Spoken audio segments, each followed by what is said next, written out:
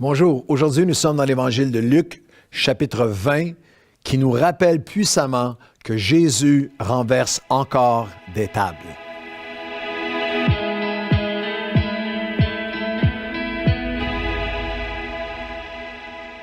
Bonjour à tous, bienvenue à votre café matinal. Si vous vous joignez à nous, si vous êtes nouveau dans la grande communauté à travers le Québec et la francophonie qui suivons ensemble ces cafés matinaux, je vais vous expliquer qu'en ce moment, juste vous rappeler, vous annoncer, si vous ne le saviez pas, qu'en ce moment, nous sommes depuis plusieurs mois dans une aventure de foi extraordinaire. En effet, nous avons commencé avec l'Évangile de Matthieu et chapitre par chapitre, un café matinal par chapitre, 2 cafés par semaine maintenant.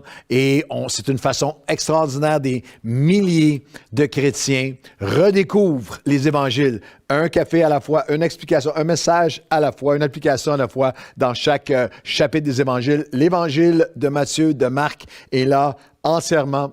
Et c'est complété pour vous déjà les 19 premiers chapitres de Luc et on va continuer jusqu'à la fin de l'Évangile de Jean. Alors, joignez-vous à nous, partagez ça avec le plus de gens possible. Je crois que vous allez vous régaler parce que la parole de Dieu est tellement riche et c'est une manière formidable, laquelle 15 minutes, 2 fois par semaine et je suis en train de traverser les Évangiles comme j'ai jamais fait auparavant. Et aujourd'hui, dans Luc 20, il y a ce profond rappel que Jésus renverse encore les tables. En fait, le chapitre précédent se termine avec cette scène qui est assez connue, de verset 45, que Jésus entre dans le temple et se mit à chasser les vendeurs du temple en leur disant, « Il est écrit, ma maison sera appelée une maison de prière, mais vous en avez fait une caverne de voleurs. » Et cette dimension, cette réalité où Jésus entre dans le temple et il renverse des tables, est retrouvé au tout début de son ministère, dans les premiers chapitres,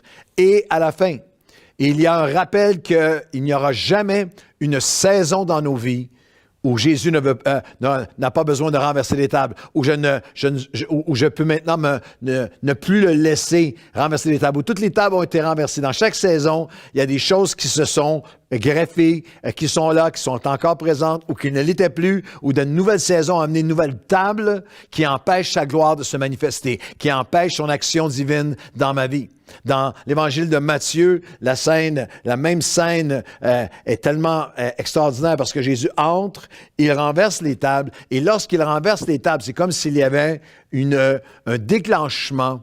Il y a un déclenchement, il y a une réouverture du flot de la puissance de Dieu. Il renverse les tables des vendeurs dans le temple et des hommes, des femmes sont guéris et les enfants commencent à chanter les louanges de Dieu parce qu'ils voient les choses merveilleuses que Dieu fait dans le temple. Nous devons le laisser renverser les tables de nos vies dans nos cœurs parce que maintenant, l'apôtre Paul nous enseigne que nous sommes le temple. Il n'habite pas dans des édifices de briques et de mortier faits par les mains des hommes. Nous venons dans des bâtiments pour nous rassembler en sa présence, mais nous sommes, ne sais-tu pas que tu es le temple du Saint-Esprit. Alors, on doit le laisser entrer dans le temple de nos cœurs, de nos vies, de nos pensées, de nos consciences, de nos attitudes, de nos habitudes, le laisser entrer et il y a des tables à renverser. Plusieurs tables sont dans Luc chapitre 20 et elles sont bien présentes encore aujourd'hui dans nos vies. Vas-tu laisser Jésus renverser les tables? Quelques tables qu'on retrouve dans le chapitre 20. Le chapitre 19 se termine avec lui qui renverse les tables et au chapitre 20, il y a des tables qui doivent être renversées encore et qui doivent l'être dans nos vies. La première est ce que j'appelle la table de la résistance et des raisonnements malhonnêtes. Le chapitre 20, c'est presque un Q&A, une session de questions-réponses de pharisiens et de religieux envers Jésus, mais il y a de la malhonnêteté, il y a une résistance qui est par des faux raisonnements, des raisonnements malhonnêtes. Alors, on va le lire ensemble. Dans Luc chapitre 20, et les versets 1 à 8, un de ces jours, comme Jésus enseignait dans le temple et qu'il annonçait la bonne nouvelle, les principaux sacrificateurs, les scribes, avec les anciens survinrent, ne sont pas intéressés par la bonne nouvelle, ils veulent juste le prendre en défaut. Et ils lui dirent, dis-nous, par quelle autorité fais-tu ces choses et qui est celui qui t'a donné cette autorité? Très souvent, Jésus répond à des questions qui sont malhonnêtes, qui sont mal intentionnées par une question. Il leur répondit, moi aussi je vais vous adresser une question. Dites-moi, le baptême de Jean-Baptiste, venait-il du ciel ou des hommes? Alors là, ils se retrouvent un petit conciliabule, un petit caucus à part. Ils raisonnèrent entre eux. Si nous répondons que le baptême de Jean est du ciel, il dira pourquoi n'avez-vous pas cru en lui? Et si nous répondons ce baptême-là n'était pas de Dieu, était des hommes, nous avons peur que le peuple nous lapide, car le peuple est persuadé que Jean-Baptiste est un prophète, et il l'était. Alors ils répondirent qu'ils ne savaient pas d'où il venait, et Jésus leur répondit, moi non plus, je ne vous dirai pas par quelle autorité je fais ces choses. Assez saisissant, assez remarquable. Vous avez vécu, Jésus vit quelque chose ici que vous avez vécu moi aussi. Vous avez vécu, vous savez bien qu'il y a des gens qui posent des questions, non pas pour avoir une réponse, mais posent des questions pour faire avancer leur agenda, pour prendre au piège, pour prouver leur point, pour attaquer, pour dénigrer ou pour se déresponsabiliser. Ça, c'est dans tous les domaines, mais particulièrement dans le domaine de la foi. Ils viennent à Jésus et il y a une table qui doit être renversée. C'est la table des résistances et des raisonnements qui ne sont pas honnêtes. Tu viens avec toutes sortes de questionnements en apparence, mais ça cache un cœur qui ne veut pas avoir la réponse. Et Jésus ne le répond pas. Je ne fais pas de généralisation, mais il y a des moments dans ta vie où si tu dis pourquoi est-ce que Jésus ne me répond pas, c'est que peut-être que tu viens à lui avec des questions que tu ne veux vraiment pas avoir de réponse. Tu vas avoir tes réponses, tu vas avoir qu'est-ce que toi tu veux, et s'il ne te donne pas ce que toi tu veux, tu ne veux pas la réponse que lui veut te donner. Très souvent, le Seigneur a répondu et tu ne veux pas la réponse qu'il t'a donnée. Il y a quelque chose je pense au fil des années, dans mon pastorat, c'est sûr que c'est des dizaines et peut-être des centaines de personnes, mais aussi des dizaines de milliers, en fait, en ligne. Et cette espèce de raisonnement de gens qui disent, par exemple, je prends un exemple qui m'est arrivé tellement de fois, de gens qui vont me dire, non, moi, je peux pas croire en Dieu, moi, je crois à la science, moi, je suis un scientifique. Et moi, je leur pose la question, je leur pose, on discute ensemble, mais est-ce que tu crois vraiment? Tu ne crois pas? Tu crois vraiment que rien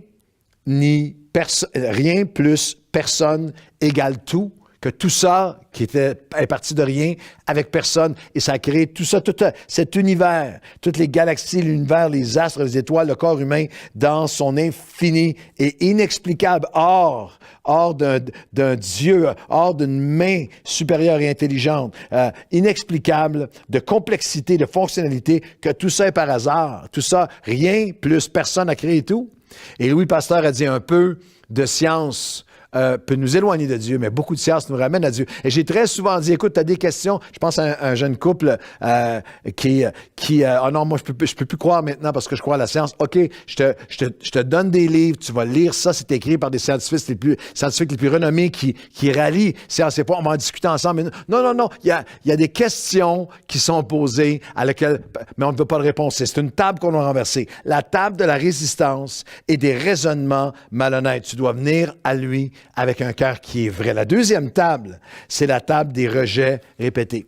Des rejets répétés. Jésus, immédiatement après, toujours Luc 20, se met ensuite à dire au peuple une parabole. Un homme plantant une vigne et la fermit et la donnant à des vignerons et quittant pour longtemps, la confia à des vignerons et quittant pour longtemps le pays. Et là, au temps de la récolte, il y a une série. Il envoie un serviteur pour qu'il lui donne une part du produit, mais les vignerons le battirent, le renvoyèrent à vide. Il envoie un autre serviteur, ils l'outragèrent et le laissèrent pour mort. Il envoya un troisième, ils le blessèrent et le chassèrent. Alors le maître de la vigne dit, que ferai-je? J'enverrai mon fils bien-aimé, peut-être auront-ils pour lui du respect. Mais quand les vignerons virent, ils raisonnèrent entre eux et dirent, voici l'héritier, tuons-le, afin que l'héritage soit en nous. Ils le jetèrent hors de la vigne et le tuèrent. Maintenant, que leur fera le maître de la vigne? Il viendra, fera périr les vignerons, et ils diront, et il donnera la vigne à d'autres.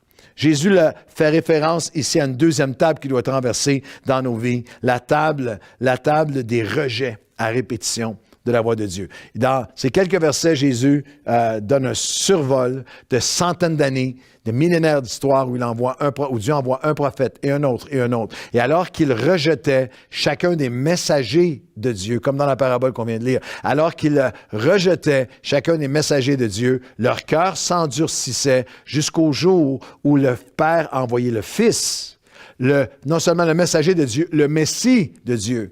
Dieu fait homme, et alors qu'ils ont rejeté ces messagers, leur cœur s'est endurci à un point qu'ils ont rejeté le Messie de Dieu, le Fils de Dieu, sans même s'en apercevoir. Et ça, c'est un appel important à toi et moi. Est-ce qu'il y a une sphère dans ma vie ou dans la tienne où il y a une table qui doit être renversée? Ou à répétition, le Seigneur a mis quelque chose sur mon cœur, a mis le doigt sur quelque chose dans ma vie. Est-ce que je rejette un appel, un commandement, une conviction que Dieu essaie de mettre sur mon cœur?